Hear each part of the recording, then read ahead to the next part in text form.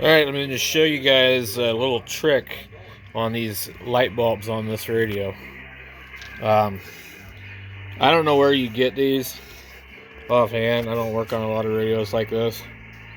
But sure to think about it, I was like, I don't really want to order something that I might be able to use. Now all these are AC. And I don't want, like, that's bright enough for me. It's a little dim, but this is a 12 volt bulb, and I'm going to show you what I did. So, this is an automotive bulb. I got 7 volts AC here. You're not going to kill this bulb.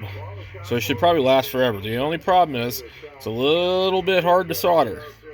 So, let me pause this, and I'm going to pull this out so you can see it. So, I just soldered it on there, on each side. We can rotate it.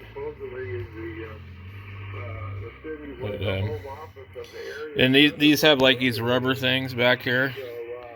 So this is the way I would do it. You retain that natural looking deal without, getting a really bright deal. So, yeah. It's a 12 volt.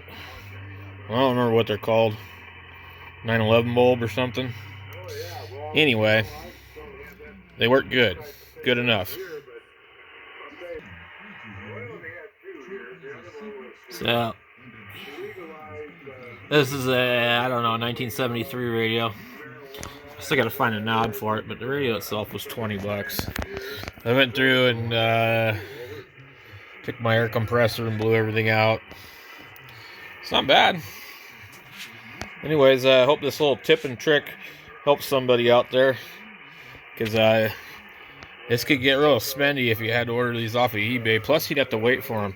You could just go to the junkyard and get a handful of these light bulbs for a couple of bucks. So, it's way better than ordering some kind of grain of wheat bulb or whatever the hell they call it. Thanks for watching, guys.